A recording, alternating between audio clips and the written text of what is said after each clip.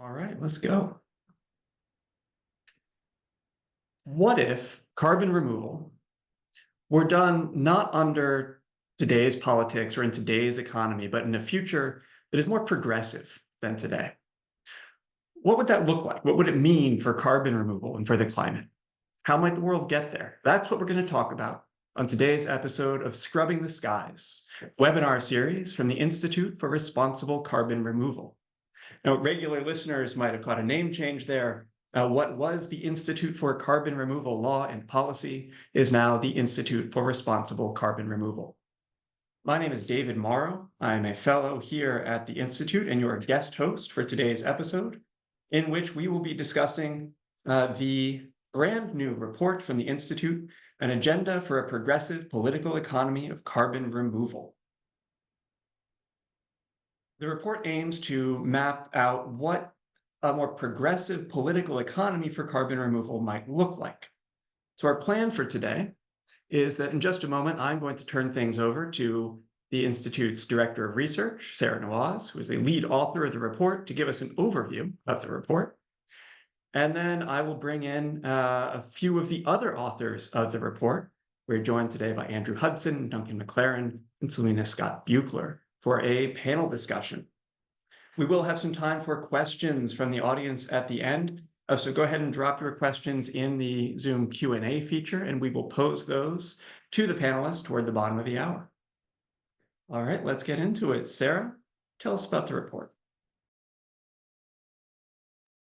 Awesome. Thanks so much, David. I'm going to share my screen now. Let me know if you can see it. Great. I'll just try this over to the side. Yeah, well, thank you again, David, so much for kicking us off, and just so happy to be with you all today to launch this new report. A bit of info on me, David already mentioned, but I'm Sara Nawaz, I'm the Director of Research at the Institute. And as he mentioned, we have this exciting name change that's just happened. The name change really reflects that we work on a lot more than just law and policy. We also, have a normative orientation that we bring to our work, where we're really increasingly thinking about how to build responsible carbon removal futures. And I think this report really highlights a few important pieces of our new vision as an institute. So for both the Institute and this report, our work really begins from the perspective that the science is increasingly clear. We will need to draw down and durably store large amounts of carbon to meet climate targets. And we're talking really about removals on the order of several gigatons of CO2 per year by mid-century, at least, that will be necessary just to prevent further increases in global temperatures. And by carbon removal, what we really mean is a range of different methods for this drawdown and durable storage. And there are a number of different ways to do this. I'm not going to go into it here too much, but making use of machines, chemical processes, oceans, rocks, other combinations of technologies and resources. And I do want to note that with this report, we really focused on some of the more novel approaches that have the potential to store CO2 for hundreds of to thousands of years. So less emphasis on the shorter duration, kind of more nature-based approaches. So the process of scaling up carbon removal to this level really will require the creation of a massive new set of infrastructures, institutions, processes on the scale or greater than existing industries. And, the trajectory that we're on at the, as we're just kind of setting off on this transition really worries us. We're concerned that if the sector kind of continues in the direction it's heading, we might enable continued emissions. We might incur really big trade-offs with other resources. We might create negative social and environmental impacts. We might exacerbate inequalities, whether across the global north and south and otherwise, just to name a few.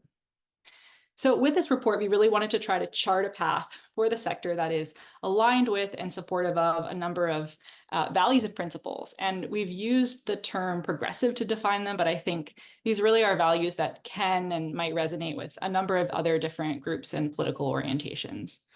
So these include real climate action, justice understood via multiple dimensions, labor and economic rights, democratic participation, and wealth redistribution.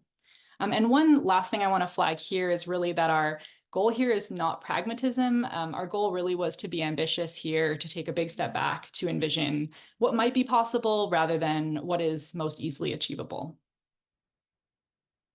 So some of the key components for what this approach might look like, the first is really to incentivize carbon removal for the right reasons and at the right scale. So a lot of the sector currently kind of has this assumption that there isn't really much limit to how much carbon removal we could possibly do, sort of the assumption that we can do as much as we want.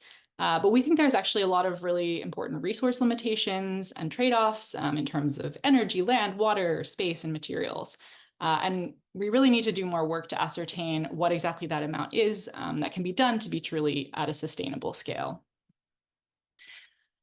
Next, we fundamentally think that we need to make sure that given this limited nature of carbon removal, we're being really careful about what kinds of emissions we prioritize doing carbon removal for. So the idea is that we'll do some amount of removal that will allow us to compensate for some other types of emissions.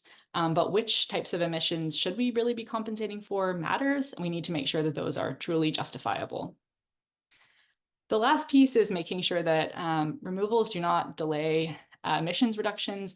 There's been a lot of work to make this point already, but it is just such a critical piece to get right. We really need to make sure that carbon removal is not counterproductive to reducing emissions. So we also think it's really key that the sector moves beyond markets and private ownership. So right now, the assumption is largely that carbon removal will be something that is incentivized and allocated based on markets and private sector leadership. The first piece of this is we believe that carbon removal must be disembedded from offset markets. Existing carbon markets really show us that they don't really work, that they have a number of negative impacts that just don't make them tenable as a route for provisioning carbon removal. We also want to see carbon removal treated and understood as a public good rather than a for-profit activity. And one way to do this could be via government-led research, investment, and eventual deployment. And we'd also really like to see the development of collective ownership models for carbon removal, so exploring different organizational and ownership structures that place more economic and decision-making power in the hands of communities and workers. So everything on the last couple slides is really all relevant for questions of justice, but I want to highlight a third set of components that I think we really need to get right for the sector to evolve in a just way. And the first piece is making sure that substantive participation, especially with marginalized groups, occurs regarding carbon removal. So this means ensuring that publics and communities of all kinds are actively involved, both in shaping decision-making about carbon removal sort of in general and general policy, but also regarding specific decision gates. We also really need to comprehensively study social impacts and non-carbon benefits. So, thus far we've seen it's mostly been techno-economic feasibility research. That might make sense for where we are or where we've sort of been at as a sector, but moving forward, we need a lot more research to understand how different approaches might affect people and ecosystems. And the last piece here is really making sure that historical emitters are the ones paying for carbon removal, and potentially as a means of sort of climate reparations to remedy legacies of colonialism and extractivism. So they should be the ones who produce the bulk of emissions should be the ones who pay for removals. Excuse me. So our report offers a bunch of policy ideas, but I did want to just flag a set of, I think, novel proposals that aim to integrate a lot of the points and principles that I just covered. So again, just to emphasize, these are really ambitious ideas. We know there are likely to be, lots of folks who will say, that's not feasible, that's not going to work. Our goal here is really to hopefully inspire a new sense of possibility and momentum around what could happen in this space. So the first piece is sort of proposed as an alternative to offsets, and this is a pooled approach to removals. And the way that this kind of thing might work would be first establishing a fair and sustainable amount of total carbon removal at the national level, designating and verifying legitimate residuals, what these are, and charging producers of those emissions a fee to pay for a corresponding amount of removals. And finally, tasking a public agency with purchasing that quantity of removals across a portfolio of providers. The next piece is really, regarding the fact that what we've seen so far in the US is that government spending on carbon removal has occurred via the procurement of removals. And there are lots of problems with the current way this is happening in the US context, that funding has gone to private companies with little attention to local community and worker priorities. And what we'd really rather see is carbon removal oriented around the creation of something for a broader public good. So what we've proposed is a public agency that doesn't fund carbon removal, but rather actually does carbon removal.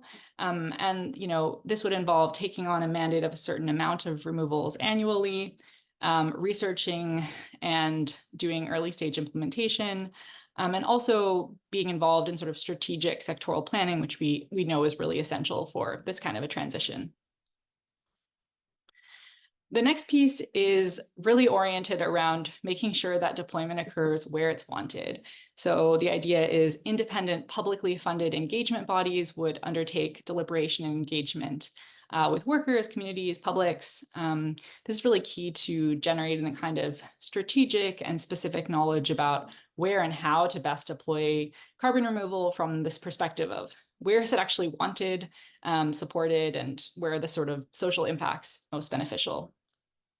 And I think this is a really important alternative, or at least addition, to developer-led engagement, which has a number of pitfalls and limitations for people, as well as, frankly, for developers. And the last idea I'll mention is oriented around making emitters pay. This is an idea sort of at the international level, and it involves requiring private corporations to pay into an international fund based on harms caused. It could be pollution, climate change, otherwise, paying suppliers for carbon removal. It could be implemented via tax on financial transactions, and it also could be potentially linked with research and development hubs in the Global South to support work there to make sure that the South can actually participate in this growing sector. So the ideas I just discussed are the outcome of a workshop that we had that involved primarily policy and academic folks based in the global north. We've proposed a number of ideas that we think are top priority, but really it's so key that this work is something that happens with a much broader array of groups. And our hope is really that this report can be, supportive of further conversation and debate across those folks around what this sector should look like in the future. So yeah, just to wrap up, we're so excited to launch this report today and so grateful to everyone who contributed to the report. I want to thank all the workshop participants who really shaped the ideas included here. Jake Farrell and Holly Buck, who provided very helpful expert review of this report. Jay Pisari, who really shaped the evolution of the project. David Morrow, who had the original concept and vision for this work. And so, as the previous director of research at the Institute, and we're just so fortunate to have him join today for the launch. So I'm also just really excited to discuss these ideas with all of you. So please do reach out and let us know what you think. All right, thanks, Sarah. I'd like to take a moment to introduce our three other panelists in alphabetical order. Got Andrew Dana Hudson of Arizona State University.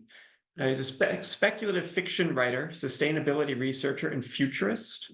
He's the author of Our Shared Storm, a novel of 5 climate futures, as well as many stories and essays about the challenges and opportunities that decarbonization and climate repair present. We've got Duncan McLaren of UCLA. Dr. McLaren is a postdoctoral climate intervention fellow in environmental law and policy at UCLA School of Law, possibly the only name longer than Institute for Carbon Removal Law and Policy. His research lies in climate politics and governance, especially with respect to geoengineering technologies and net zero policies. He previously worked as a research fellow at Lancaster University in the UK, focusing on security politics of climate engineering and the role of carbon removal techniques. And prior to entering academia, he worked for many years for Friends of the Earth in environmental research and advocacy. And last but certainly not least, Selena Scott Buechler of Stanford University. Selena is the Senior Resident Fellow for Climate Innovation at Data for Progress, which is a national progressive think tank and nonprofit public opinion firm. There, she leads the development of community-led environmental justice aligned CDR policy. She is also jointly pursuing a JD PhD at Stanford, as one does on the side, apparently, where she is a Knight Hennessy Scholar. So I'm very pleased to welcome all of our panelists to talk about this report. And I'd like to kick things off with a question for you, Selena. Sara noted in her presentation that the report was inspired or informed by the view that the current status quo for carbon removal policy is concerning from sort of a political economy perspective. So can you describe some of the aspects that you find most concerning about the current political economic trajectory that you see the sector on? Yeah, definitely. This is a great question. So I think I kind of look to the DAC hubs policy that is just rolling out. This was a $3.5 billion carve out of the bipartisan infrastructure law in 2021, and the single largest government investment in CDR to date. And so kind of gives us a glimpse at what large scale investment in carbon removal might look like from a policy perspective. And while sort of, well intentioned, and DOE has certainly taken measures to ensure that there are some provisions to protect communities, the two largest recipients of this grant included an oil company whose CEO has been outspoken about the potential for CDR and direct air capture specifically to extend the social and technical license for oil and gas well into the future. And that just flies in the face of the science on managed phase out of fossil fuels and as rapidly as possible. And this is a story that is gaining traction, and we see kind of being picked up either expressly or implicitly by actors kind of across sectors. And absent kind of a unified policy and regulatory structure that makes very, very clear what emissions we will consider allowable into the foreseeable future, which I do not believe oil and gas or other fossil fuel emissions should be considered to be. We're going to continue to see this sort of ad hoc, piecemeal approach to carbon removal that doesn't align with the climate action and climate science aims that it purports to. And then the kind of second piece that I would point to as well, again, I applaud the DOE for including provisions for community benefit plans for these large scale hubs, and that being a part of the Justice 40 initiative by the Biden administration to ensure that disadvantaged communities are able to benefit from climate infrastructure build out.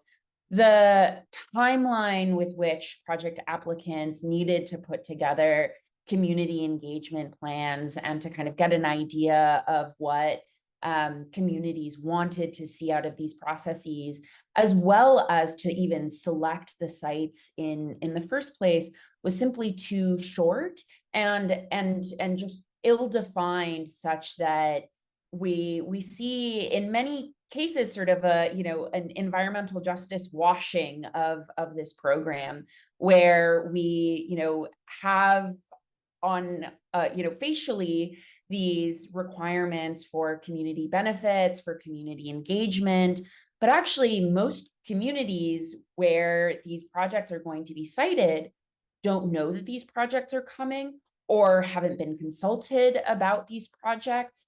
And this is setting a really bad tone, again, not just for direct air capture, not just for this one particular program, but this really as emblematic of CDR policies that governments will roll out into the future. If this is the tone we're setting, I think we should be really concerned. Thanks. If I can follow up on one of the things you said there. You express concern that carbon removal could be used to continue oil and gas extraction, and that sort of that's not what carbon removal is for. I was wondering if you could clarify that, because one of the things I find interesting in the report is that you argue that cleaning up historical emissions is actually not the sort of best or main use here, because once you take sustainability limits into account, carbon removal becomes a scarce resource. And so we need to think very carefully about where to allocate it. And a lot of what you in the report advocate is using it to clean up the truly hard to abate sectors, right? With a lot of nuance about what that means and how that's determined. But aren't the emissions from those hard to abate sectors ultimately fossil fuel emissions? Or is that not what you have in mind? And so I guess what I'm saying is, given that you want to use carbon removal to clean up emissions from hard to abate sectors, what do you mean when you say it's not for allowing oil and gas to continue? Yeah, definitely. And I'd invite other panelists to weigh in on this really juicy question.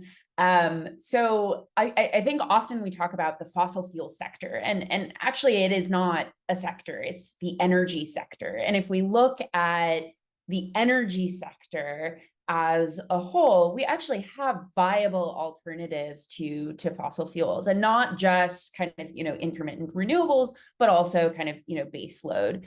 And so in terms of sort of, what sectors we have alternatives for, I think it's very, very clear that we have alternatives for the energy sector. Is that going to happen tomorrow? And unfortunately, no. If it was up to me, it would. But we need really kind of stringent phase down and ultimately phase out policies. This could happen through, say, a nationalization of the oil and gas companies in order to kind of make sure that the sector as a whole is covered, and that ratepayers don't see enormous increases. I think the areas that we really have to look at are sort of, long range shipping and moving, goods and services, and agriculture that produces a large amount of emissions, and especially methane. And here we're talking about sort of, naughty issues around equivalencies and how we treat, the removal of CDR, or sorry, the removal of carbon dioxide when we're, talking about the phase down of greenhouse gases writ large. And so while I think, yes, there is kind of inevitably this period in which we are conducting phase down and phase out, that we will have continued emissions from the fossil fuel sector. I think it is, a popular and maybe kind of uncritical take that this is one of the sectors that we really just can't do without. Of course, that's complicated, but again, this report is meant to kind of envision new possibilities, and to kind of, break open some of these assumptions that people use in order to kind of inform their approaches to CDR that kind of allow continued emissions. Thanks.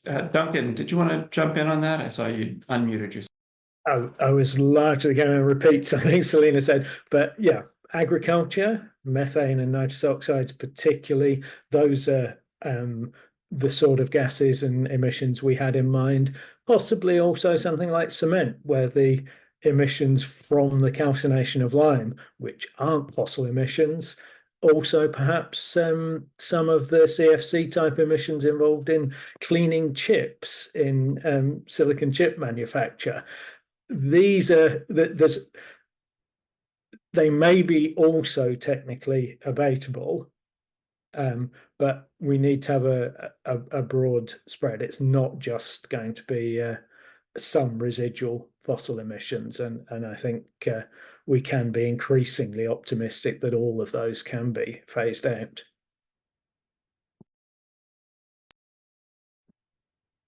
So you're talking then not just about compensating for CO2 emissions, but are also for non-CO2 greenhouse gases.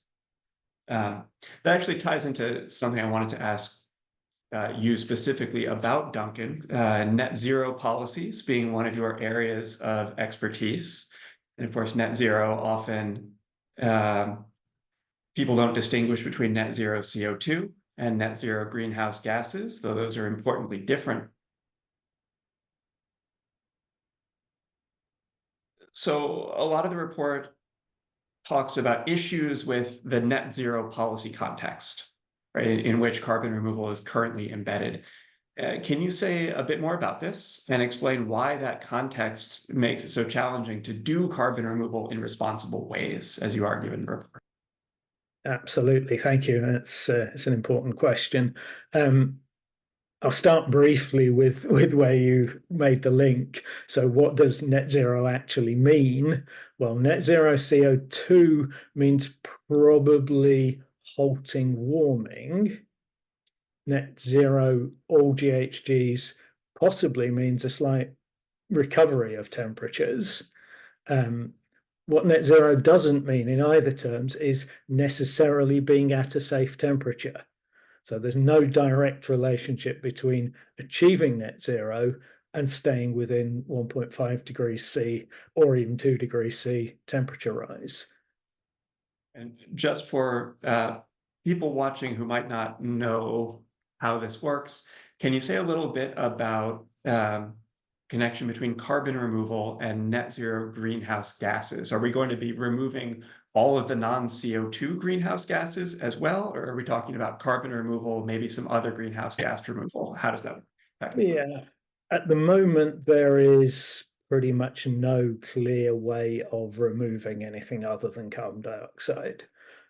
There's some speculative ideas around methane, mainly though those are methane destruction, which turns it into carbon dioxide. So in general, if we were doing net zero all greenhouse gases, we'd be overcompensating the CO2 side. We'd be using CO2 removal to counterbalance all of the other gases as well.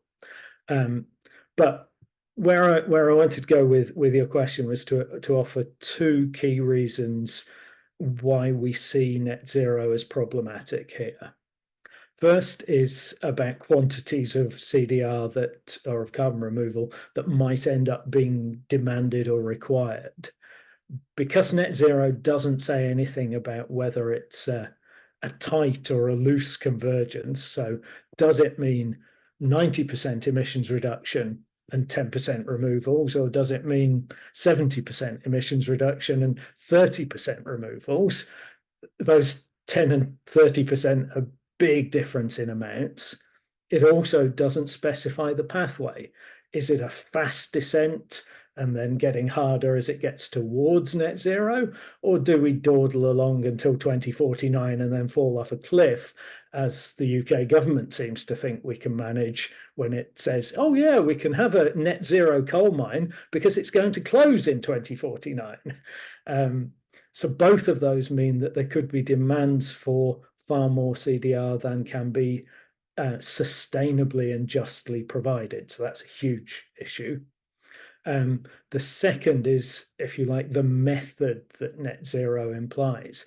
Now, this isn't in definitions of net zero. This is in the presumptions that policymakers and businesses make about net zero, is that they go, oh, net, that means we offset. And we end up in this assumption that the mechanism will be this one-to-one matching of marketized residuals and removals. And that presumption that that's the way that carbon removal will be incentivized or financed or developed. But as I think Selina's already indicated, that leaves the decisions about what's a legitimate residual in the hands of those prepared to pay for them. So if Taylor Swift is prepared to go on paying for her private jet offsets, then that takes a share of what is a scarce resource. if Jeff Bezos is prepared to pay for them for space tourism launches, then that happens too. And we can see that those sort of things, they might be technically on the hard to abate end of the spectrum, but they're pretty clearly not on the socially useful end of the spectrum. And both of those considerations, I think, have to come into play when we ask what is a legitimate residual that we should use this scarce resource of removals to counterbalance.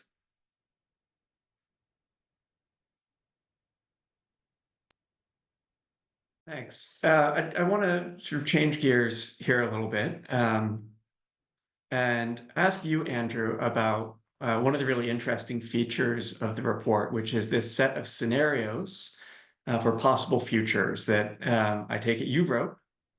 And carbon removal sort of plays out in different ways in those futures or with different motivations. So why don't you start by just telling us a bit about some of those futures?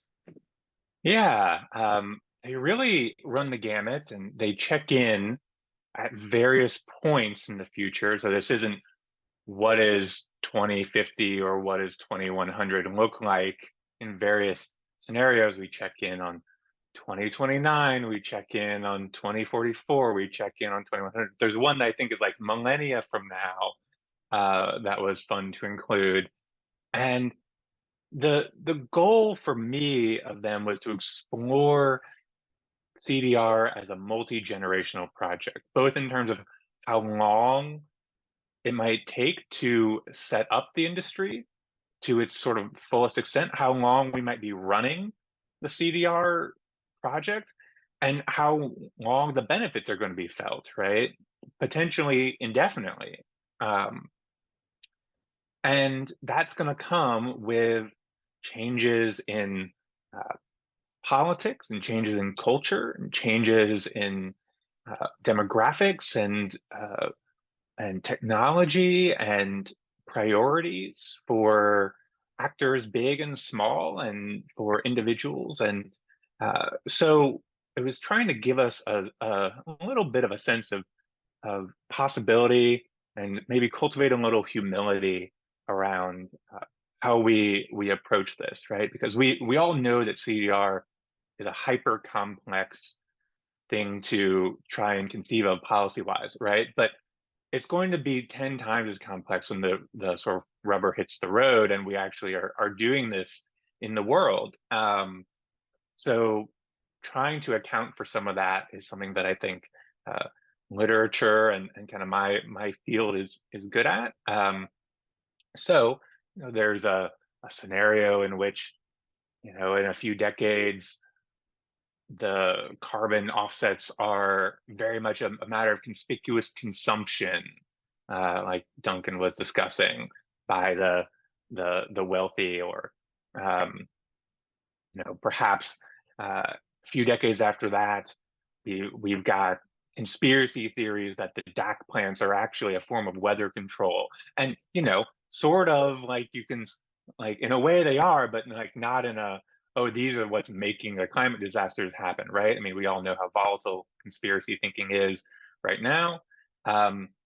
We could imagine that, toward the end of the century, facilities might be reaching their end of life, and it would be really expensive to re-up the whole sector, and that might prompt discussions about whether it makes sense to continue CDR versus finally go around and pinch off those last hard debate emissions.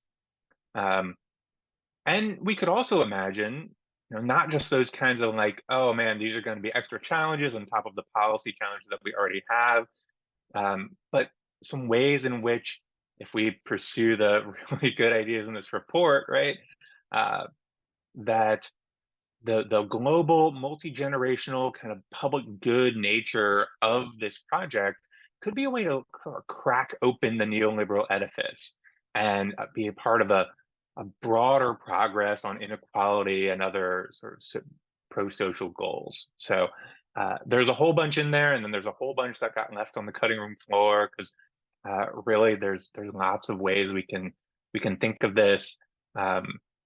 lots of twists and turns that you can kind of mash together, right? A lot of them were sort of, well, we try it one way and then circumstances change or opinion shift, or we run out of money, or the budgets get cut and we have to think on our feet and try it a different way, or we end up with more data about particular approaches as they develop and have to change gears. So just kind of trying to cultivate a certain sense of like flexibility and imagination and humility about how this might go, and before we think we're going to set all of this in stone, right? The future has its own plans, I think, is something to always remember. Like that way of putting it. It's always a treat to have a science fiction writer in a process like this. For those of you who haven't had that privilege, I highly recommend trying to make that happen. Let me toss in a contentious question to everyone. Maybe Sara, since we haven't heard from you on the panel yet, you could start with this. What do you think the role of the fossil fuel industry should be in carbon removal? Thanks, David. Sorry, the lighting changed in my office and now I'm getting blasted. I don't know if you can see me very well, but so yeah, what we argue in the report is basically they shouldn't really have much of a role. Just to start, I think Selena already mentioned this, but it's very tempting to talk about the industry as a whole, but really, I think one of the key ways that it's important to break this down is to talk about the difference between sort of workers and also kind of companies or management, as well as other differences across the sector. So, from this just transition perspective, we need to be thinking about how to transition and re-employ workers, and it's not just tossing everyone out the window together. I also think that, there's often this argument that I hear around, folks saying, well, we actually really need that sector. We need that expertise. They know how to do, many of the pieces of geological storage. And I just want to emphasize, I think that expertise can exist in specific people that actually might, be very interested in participating in a carbon removal sector that's not, doesn't have like fossil producers at the helm. So just kind of trying to separate out the kind of expertise and the people from the bigger institutions and structures. And another thing, I would say that I'm thinking a lot about or worrying about is that I think that if we don't see phase out of fossil industry, if we don't make sure that their involvement in carbon removal is limited, I worry that they might be down the line in a position where they're actually acquiring a lot of what are currently the kind of many of the small startups working in the space, maybe on ocean-based approaches or others, who are really actually have oriented around a different set of values and a different agenda. And I worry about that kind of future acquisition and, thinking a lot about how we can take steps now to try to address that preemptively. Yeah, wondering if there's anything else I would say. I think maybe one last point is just, we talk a lot about fossil industry, and I think we also need to think about other incumbent industries that, we need to manage and constrain. It's not just them. Yeah.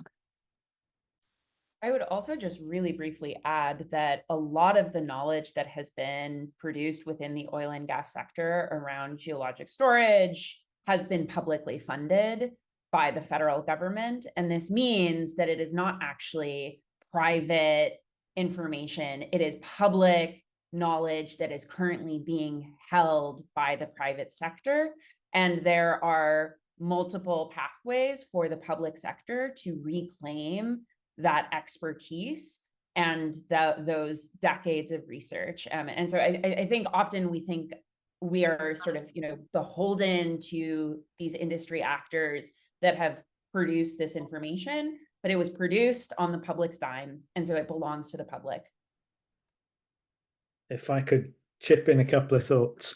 One is to really remember that what seems to be the interest of fossil fuel companies in getting involved in CDR is to continue with their current business model of exploiting and burning fossil fuel. And that doesn't just have climate impacts.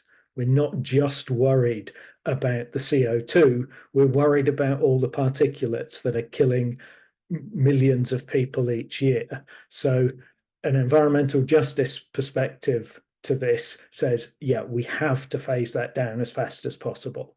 So anything that gets in the way of that is a problem. For fossil fuel companies, I'm not sure that they don't have a role funding some of this work, but they do need to be separated from making the choices about what and how much forms of CDR. Sarah's point that they might acquire other companies, their record, or the record of monopolistic sectors like that, is acquiring other companies and then closing them down to profit the particular version of any technology that they have. Finally, on this, I'm really worried that we are seeing already the sort of co-option of just transition language by fossil fuel companies and by petrostates. We saw it at the recent Conference of the Parties, in particular with the UAE, when they start talking about an orderly transition. It's a signal that they want to slow down the phasing out of fossil fuels, and they're using the argument that this could be problematic or a disadvantage for workers and communities that are dependent on the fossil fuel industry, rather as a smokescreen. The traditional, the conventional just transition arguments from progressive voices are to use the resources of the fossil companies to pay for a transition that ensures that those workers and communities aren't harmed or disbenefited. And sorry, one more. I'll just say that if we get a publicly controlled carbon removal business, then there's more chance of having equitable employment opportunities, gender equity within that business than there is if it replicates the current model of the fossil fuel industries. We know what their record is like on that front. Okay, we have so many great questions coming in from the audience that I want to leave time for those. I'm going to toss out one more question to the panel, and then we will turn to those questions. If you are watching right now and you want to ask a question, put it in the Q&A function in Zoom, and we will post them from there. My last question is about the fact that the ideas and the proposal in this report are very ambitious. So are you worried about whether people will take them seriously or think they're impractical? What would you say to someone who just says, this is too ambitious? I'll leave that for anyone. Okay, I'll take that first. I mean, I think you use the same phrasing in the US, the Overton window, as the what is possible politically. If we don't move it, then there's no way something becomes possible. So here's our effort to try to start moving that window. And I think I will say that whenever I've talked to policymakers or to NGOs in this space about certainly the inadequacies of offsetting as a way to do incentivized carbon removal, they've been literally biting my hand off to try and get ideas for how to do it instead. They know this isn't going to work. They want something more practical. And I think we can give them something both practical and progressive. Yeah, and I would just add to that we are missing a huge constituency in the CDR space, and that is the climate left, who have largely not yet bought into the idea of CDR as necessary for all of the very valid reasons that we have covered on this call and that we touch on in the report. And so I think if we are able to build power within that large, very energized constituency through pathways like the ones that we lay out that acknowledge past harms and that look for redistributive and for kind of, Overton window shifting ideas, we actually make CDR more of a possibility. We make it more feasible because we are increasing the number of advocates in this space that are willing to go to the legislators who have so far kind of taken a bit of step back or not participated in the CDR conversation because of the way that CDR is currently going. And so I think it's a bit of a false comparison between sort of, the way that we're going and that being the most feasible way to go, as opposed to a progressive approach that is able to tap into all of these other needs across the climate movement, across social justice movements. If we're able to create kind of a broad base of advocates and activists around CDR, I think that is the very, very quickest way to making it a reality. Andrew, I'd be interested in any quick thoughts from you as a futurist about the value of these high ambition proposals. I mean, if we're not going to be ambitious now, it's unclear to me how we're going to have a livable future, right? It's just that bad at the moment. So we're in times that call for great ambition on the part of both what we're willing to build, both what we're willing to conceive of, both the level of social transformation that we're willing to embrace, because the planet is going to transform very ambitiously if we don't do something. So we just have to. We just have to. There's no more time to take it easy on these things. So there's that kind of like stick. I mean, I think there's also the carrot, which is that if we can be ambitious about building a dramatic industry from scratch that has the potential to, in some ways, benefit all human beings at once, right? Because a stable climate is a global public good in some ways. That would be a truly transformative project, right? It's something that we've never done before. Something that transcends a lot of the really fractious differences that prevent us from, having effective global cooperation. So who knows what's on the other side of that, right? It might be that if we can solve this, we could find lots of other problems that we could solve, and lots of other ways of being together, and economic models that increase prosperity for everyone that are right there. And this is our proving ground, right? Thanks for those thoughts, everyone. I want to turn now to questions from the audience. Can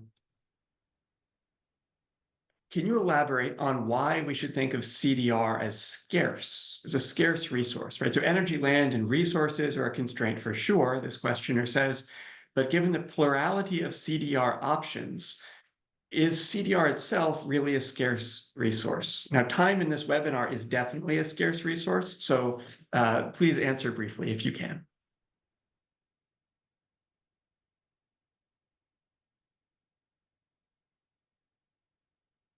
Well, if no one else is going to dare to take that on, I will. I've long said that it's choose your poison. Do you want something that needs extra land, something that needs extra biological productivity, or something that needs extra energy, all of which then butt back against the climate problem in one way or another? I do not see there being proven or even decent speculative CDR technologies that will both get through those hurdles and get social license or geopolitical license. I mean, once we start interfering with the oceans in large scale rather than small scale coastal experiments, then that's going to get tied up in geopolitics. So I think it is wise to treat CDR as limited in resource, but we need to work as well as we can to sort of maximize what is sustainable and just. Can just really briefly add, I think, right now, most of the estimates for kind of how much CDR we should do are very top down in nature. They're sort of saying this is where we need to get to based on modeling. A lot of really kind of under theorized assumptions made around how we get there. And what we're arguing is that to really do this in a just way, you need to kind of begin from the bottom up and think about what can actually be done from a sort of social viability, as well as sort of resource viability perspective. And that's a different framing and sort of cues up a different set of research questions and sort of ways to tackle them. And if I may, I'll actually try and answer one of the other questions I've seen that comes from this, which is the less that we have to use for residual emissions, then the more of what is left is available for dealing with the past overshoot or the accumulated emissions. It's not that we're saying do one and not the other, but we're saying that those two, in a situation where the resource is limited, we do need to keep some for getting the overshoot back down, and that will take longer the less that is available. And to put some numbers on the Sara's comment, most of the modeling starts to talk about 10 to 20 gigatons a year. I don't think that's in any sense feasible. What the scientists that have looked at the actual likely constraints to this are suggesting is more in the sort of 3 to 5 gigatons as a sustainable level. So there's a big gap there, which is why we see it as so constrained. So I take it what we're talking about then is obviously the first step is cutting emissions. Then you use CDR to clean up residual emissions from hard to abate sectors. And if you've got some left, then you can apply that to historical emissions to deal with the kind of overshoot that we see in a lot of the modeled pathways. Is that what we're talking about? It is, though I think we need to sort of say we've got to push down emissions so far that there will be some left to deal with overshoot. That actually is quite pressing too, because we are already at temperature levels and concentrations that could trigger serious Earth system tipping points. So we need to draw that back down. Okay. So speaking of residual emissions, though, is a question here. Who decides which residuals are legitimate or, to use Duncan's phrase from earlier, socially useful? Market approaches, said the questioner, allow people to decide this for themselves through pricing. How do you envision this being replaced in a progressive approach?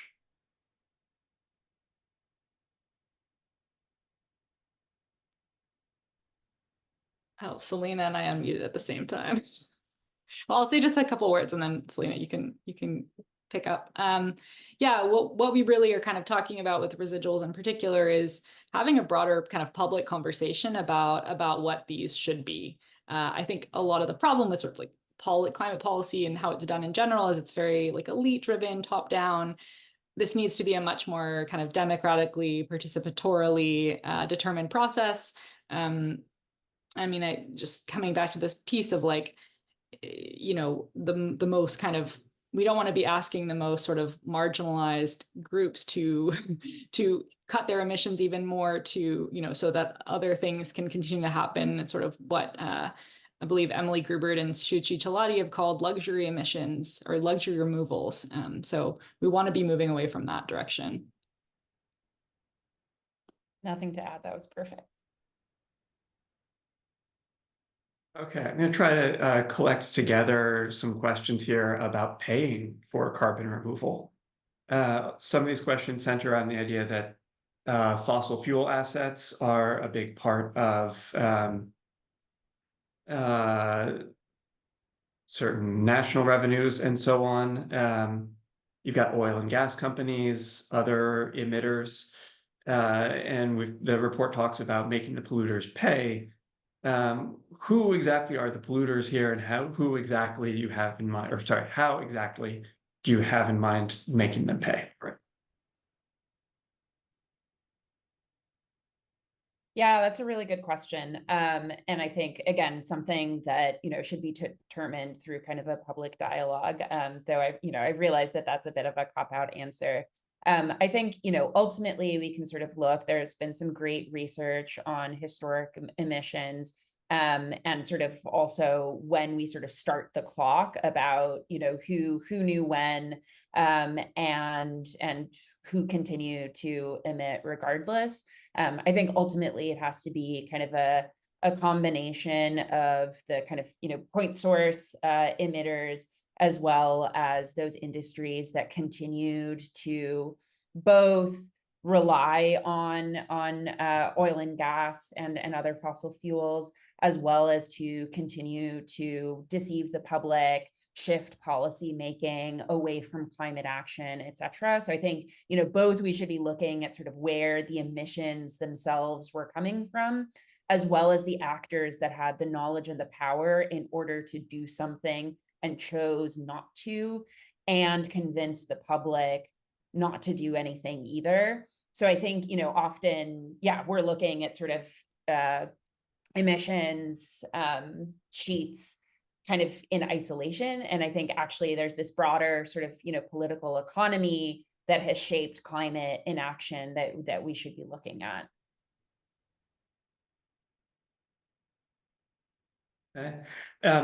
In our last few minutes, I'd like all of you to take a moment and think about a 2-sentence answer to the following question.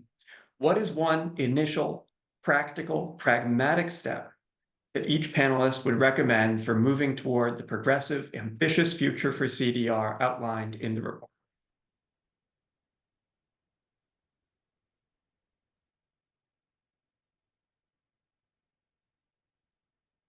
Two sentences is tough.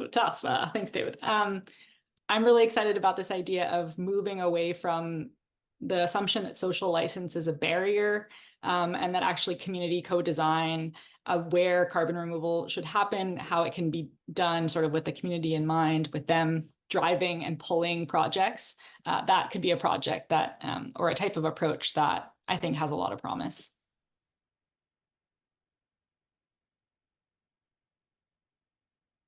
Yeah, I think, my 2 sentences would be, first, to sort of, rethink the assumption that we need to rely on, large historic emitters in order to effectuate CDR. I hear that all the time. And I think it's one of the things that we need to kind of, fix as we're talking about CDR in order to get to, any of these policy recommendations. And I think the kind of, other thing that I would encourage folks to think about is sort of, yeah, how we're sort of building constituencies around CDR, and the need to make CDR approachable and desirable to a larger group of people, and that being kind of an important part to sort of building any of the rest of the recommendations. I'll go for establishing a democratically accountable agency to pool carbon removal purchase and development, so that it's funding early stage through to actually delivering projects, and fund that by putting a windfall tax on oil and gas profits. And the first steps are not the science fictioner's forte, right? We like to jump in way down the line. But I do think a lot of work can be done to advance thinking in this area, just by trying to tell coherent stories about what the future looks like with under different policy regimes, not just in a sort of here's our detailed policy kind of way, but like here's what life for different communities might feel like and look like hosting CDR facilities. Here's what how the industry might, like the story the industry might tell itself about what it's doing. I think those are questions that will shape how the public adopts or doesn't adopt different feelings about this project. And stories are a really good way to help people figure out how they want to feel about things. So tell more stories, hire more science fiction writers. Right. I'm afraid that brings us to the end of our time. We're going to take those leftover questions. We're going to send them to our panelists. If they are so inspired, they might send us some answers, and we'll post those in the show notes when we post the recording of this webinar. We've been talking today about the Institute for Responsible Carbon Removal's new report, an agenda for a progressive political economy of carbon removal. You can find a link to the report in the chat. You can also find it on our website, which you can get to at carbonremoval.info. You'll also find our other publications and additional episodes in this webinar series there. That URL again is carbonremoval.info. Thanks as always to Jen Brown for running things behind the scenes. Thanks to all of our panelists. And thanks to you for spending your hour with us. We'll see you next time on Scrubbing the Skies.